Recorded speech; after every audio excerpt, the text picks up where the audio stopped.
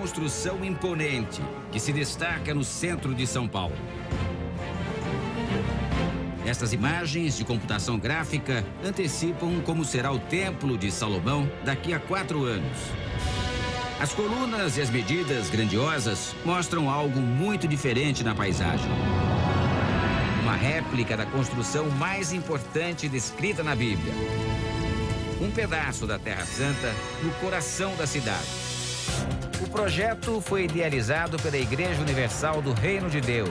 A área escolhida fica no tradicional bairro do Brás. Região onde também está um dos templos mais conhecidos da igreja na capital paulista. O Templo de Salomão terá números impressionantes. 56 metros de altura, o tamanho aproximado de um prédio de 18 andares. A obra vai consumir 28 mil metros cúbicos de concreto e 2.000 toneladas de aço. O suficiente para construir 2 vezes o Palácio do Planalto. O projeto teve repercussão internacional. O jornal americano New York Times noticiou: reconstruindo o Templo de Salomão em São Paulo. O inglês The Guardian fez referência ao tamanho da construção e afirmou que o templo poderia até fazer sombra ao Cristo Redentor. Continuando com as notícias de último momento. Na semana passada, a CNN exibiu reportagens sobre a construção. O ministro das Relações Exteriores do Brasil, Celso Amorim, afirmou que o projeto é uma boa ideia, já que uma das características do país é ser multicultural e multirreligioso. Étnico, isso hace, digamos, o charme do Brasil. Veja na animação como será o templo por dentro. A capacidade é para 10.000 pessoas sentadas. O projeto repercutiu também entre as lideranças judaicas. Se lá houver uma possibilidade das pessoas aprenderem e compreenderem a cultura, a tradição, a ética, a história que o povo judeu trouxe ao mundo, aquele que trouxe ao mundo a ideia do monoteísmo, e que hoje faz parte de toda a cultura ocidental, será muito positivo. Esta é a maquete do Templo de Salomão, que será construída em São Paulo. E este é o arquiteto Rogério, um dos responsáveis por esta grande obra. Arquiteto, olhando aqui, a gente tem a impressão de que foi preciso um estudo muito profundo para se conseguir uma réplica do templo. Com certeza, Duran. Pelo que você pode observar, toda essa parte externa, ela tem uma fidelidade muito grande com o projeto da época. E se a gente for pensar, ao entrar ali por aquela porta, toda essa atmosfera interna foi pensada de maneira que a pessoa que estiver dentro do templo, ela possa ser remetida ao passado, ou seja, ter a sensação da época vivida realmente por Salomão. Essa é a escala real do projeto, ou seja, essa proporção que você está vendo aqui, as pessoas, que parece uma formiga, essa é a escala que vai existir exatamente delas em relação à fachada do prédio. Bom, gente, vamos conferir o que o arquiteto está falando com a tecnologia que a gente tem hoje na televisão. É possível a gente se imaginar uma dessas pessoas aqui, ou então observando o templo aqui da frente em escala real. Eu e o arquiteto Rogério estamos num cenário virtual, bem em frente do templo, na proporção real de que as pessoas vão ver? Exatamente, Duran. Essa é a escala real do projeto. Para você ter uma ideia, a gente está falando da distância daqui até aquela primeira escada lá, 70 metros de distância. Quase um quarteirão daqui da frente até lá na escada? Exatamente. E a altura, então? Quando se fala na altura, é mais impressionante ainda daqui. Da altura, nós estamos falando do piso até aquela ponta lá de cima, a parte mais alta, em 56 metros de altura. E é essa mesma sensação, quando as pessoas chegarem aqui na frente do templo, essa é a sensação que elas vão ter, é o tamanho que elas vão ver no templo. Exatamente. A gente parece uma formiguinha aqui em frente, né? Verdade. A Bíblia conta que a construção de um grande templo para honrar a Deus era um desejo de Davi, o primeiro rei de Israel, e que ele recebeu orientações detalhadas sobre a obra do próprio Deus. Como explica este especialista? templo vai ser um marco de importância para o povo judeu, porque ele tem a ver com identidade, história e a aliança com Deus. Davi morreu antes de cumprir a missão, que coube ao sucessor dele, Salomão. O templo foi construído em Jerusalém e ficou pronto por volta do ano 960 a.C. E o rei Salomão entrou para a história como símbolo de sabedoria e riqueza. Os materiais aplicados na construção do templo foram essencialmente pedra e madeiras nobres. O teto era revestido de ouro.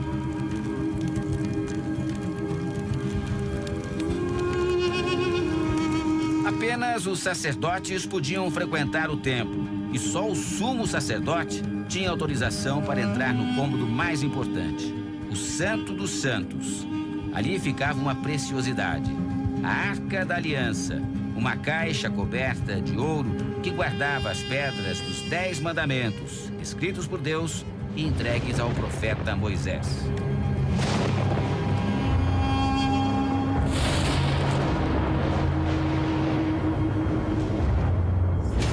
4 séculos após a construção, o Templo de Salomão foi completamente destruído pelos invasores babilônicos. A Arca da Aliança desapareceu.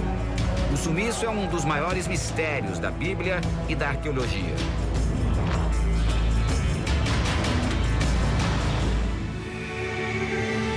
Anos depois, o templo foi reerguido, mas o chamado Segundo Templo também foi destruído. Desta vez pelos conquistadores romanos, no ano 70 depois de Cristo. Os judeus ficavam pela segunda vez sem o símbolo mais importante de sua fé.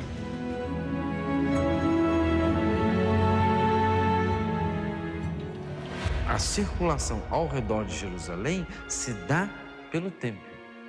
Jerusalém impulsiona o templo, mas é o templo que dá, de certa maneira, uma nova dimensão para Jerusalém, que não é mais só a cidade de Davi, ela passa a se tornar a cidade de Deus.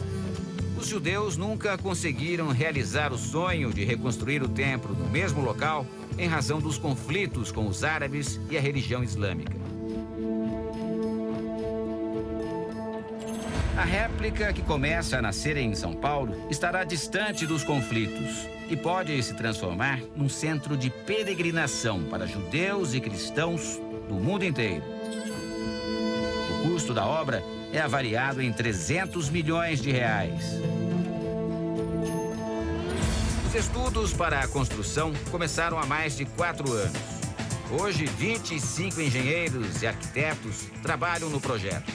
Ao todo, 2.000 trabalhadores vão ajudar a erguer o Templo de Salomão. É sempre um desafio uma obra dessa natureza. Por ser única, singular, não existe outra, não vão existir outras no mundo. As formas do templo vão remeter a períodos remotos, mas o engenheiro responsável e o arquiteto do projeto explicam que a réplica estará imersa em alta tecnologia. Um exemplo. Na época de Salomão, não havia luz artificial. Por isso, a iluminação do templo vai ficar camuflada e simular o brilho do sol. A ideia é que essas luminárias não apareçam. Então, eu tenho uma chapa de cobre furada, dourada. E qual é a sensação que a gente quer dar para a pessoa? Que, ao olhar, ela vai ver um teto todo de madeira e ouro. Ela vai ver luz sem ver a luminária. A obra de proporções gigantescas vai também levar em conta a preocupação com o meio ambiente. Haverá reaproveitamento de água e tratamento acústico para impedir a poluição sonora. Outro detalhe vai marcar a construção do templo: a utilização de pedras importadas de Israel. Uma amostra está no escritório da construtora responsável pela obra. Jerusalém inteiro é com essa pedra. Gente, é impressionante o peso. Eu não vou conseguir aqui, não. É impressionante o peso dessa pedra, que chama Taltish, que vai recobrir as paredes do templo aqui, do templo de Salomão, aqui em São Paulo. Agora, quanto pesa, vocês estavam dizendo, quanto pesa a pedra assim, se ela tiver 1 metro para cá, um para cá, um para cá, um quadrado assim, de 1 metro cúbico dela, ela pesa 2,8 toneladas. 2,8 toneladas, 2.800 quilos por metro cúbico. Em Israel, o correspondente Herbert Moraes visitou o local de onde as pedras estão sendo extraídas. As batidas ritmadas fincam estacas. Máquinas potentes completam o trabalho de talhar a pedra bruta. Estamos na maior pedreira da cidade de Hebrom. As pedras daqui são conhecidas pela qualidade. A área é grande. Máquinas e homens avançam cada vez mais para dentro da terra em busca da rocha. Quanto mais fundo a exploração, melhor o produto.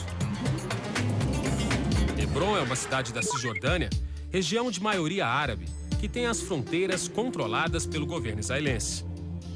Desde a época do rei Salomão, as pedreiras de Hebrom fornecem o material necessário para as construções em Jerusalém. E é daqui também que toneladas de pedras como essas estão sendo enviadas para São Paulo para erguer o templo da Igreja Universal, que vai manter uma tradição que já dura mais de 3.000 anos. O israelense Ali é o dono da pedreira. Ele confere bloco por bloco. Sabe que a qualidade das pedras é fundamental, ainda mais quando se trata de atender ao pedido inédito, o maior da história da empresa. Para cumprir a tarefa, ele teve que contratar mais pessoas. 300 homens e 100 máquinas, que têm 18 meses para cortar, polir e despachar as pedras através do mar Mediterrâneo. Serão várias viagens de navio com saída do porto de Ashdod, num percurso de quase 12.000 quilômetros e 30 dias até o Brasil. Ali diz que se sente muito orgulhoso de fazer parte de um projeto histórico como esse.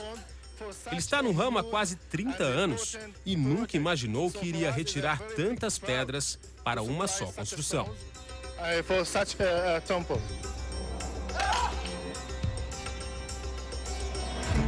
De Hebrom, seguimos para Jerusalém. Ao longo dos séculos, a cidade foi destruída e reconstruída várias vezes. Hoje, o Muro das Lamentações é o único vestígio do Templo de Salomão que permanece na paisagem. Ele é parte das antigas muralhas que cercavam a construção, um lugar sagrado para o judaísmo. E é aqui que os judeus sonham em erguer um terceiro templo. O problema é que o lugar já está ocupado por outro edifício, a Mesquita do Domo Dourado, erguido pelos muçulmanos e que é considerado um dos maiores símbolos da religião islâmica. Reconstruir o templo aqui em Jerusalém é praticamente impossível. A réplica que será feita em São Paulo talvez não tenha o mesmo significado para os judeus, mas vai dar a chance aos povos do mundo de observarem novamente a grandiosidade da obra que um dia existiu aqui. É o que pensa o judeu Rony Levi. Ele é o presidente de uma associação de judeus e cristãos que sonham com a reconstrução de um terceiro templo em Jerusalém. Rony ficou sabendo da ideia de erguer uma réplica no Brasil e se sentiu entusiasmado. Ele acredita que todos aqueles que fizerem orações no Templo de Salomão, em São Paulo, estarão diretamente conectados com Jerusalém. Para Rony, o projeto pode unir ainda mais judeus e cristãos. Ele ainda diz que quando a obra estiver pronta, pretende ir ao Brasil para conhecer o templo.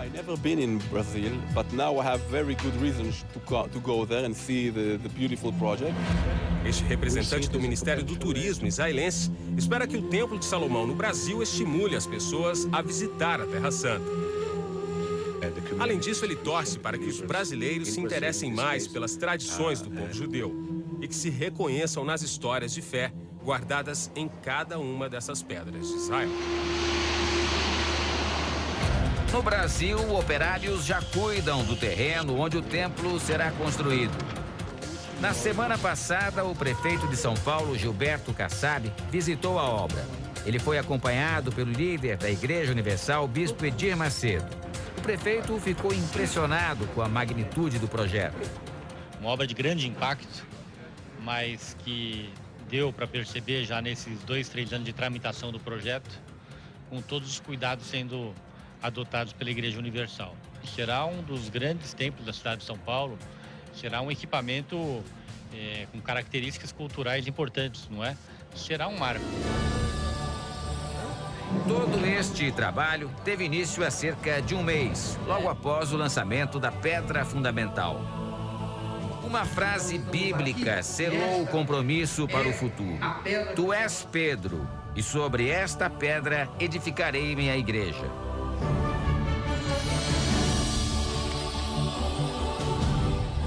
O evento reuniu cerca de 70 mil pessoas. A movimentação começou cedo. E aos poucos, o terreno onde o templo será erguido se transformou num imenso palco de oração. Jerusalém, cantai, ó Santa Grey. Essa gente aqui que chegou bem cedinho para acompanhar o lançamento da pedra fundamental do Templo de Salomão em São Paulo, aproveita essa oportunidade de estar tão pertinho assim do lugar onde vai ser lançada a pedra fundamental para colocar os seus pedidos junto com essa pedra. Quer que eu coloque para a senhora aqui? Quem mais tem pedidos aqui? Olha, quanta gente. Deixa eu ir colocando. Os fiéis estavam ansiosos. Parece que amanhã já vai estar pronto, é muito Com certeza. É um lugar de fé, para movimentar a fé. Todos aguardavam a chegada do Bispo Macedo. O Bispo Edir Macedo decidiu seguir caminhando da Igreja Universal do Brás, da matriz aqui no Brás, até o terreno onde será construído o Templo de Salomão, a cerca de uns 150 metros daqui. Ele vai passar pelo meio da multidão, porque decidiu que seria melhor assim do que de carro ou até mesmo de helicóptero, não é, Bispo? Seria impraticável, tanto por parte de helicóptero como de carro. Mas, nós vamos trabalhar para que essa mega construção venha realizar um mega avivamento espiritual, não só aqui no Brasil, mas a nível mundial. Bispo, há 33 anos, no Meier, no Rio de Janeiro, o senhor pregava num coreto público. A Igreja Universal não tinha ainda uma igreja física para pregar. O que significa hoje, em que o senhor lança a pedra fundamental do Templo de Salomão, um dos maiores templos de todo o mundo? Olha, a explicação é simples. É muito simples. Deus existe. Essa é a explicação. Deus existe, Ele ouve a oração daqueles que têm um coração sincero, aqueles que são íntegros de coração. Durante o culto, a emoção tomou conta dos fiéis.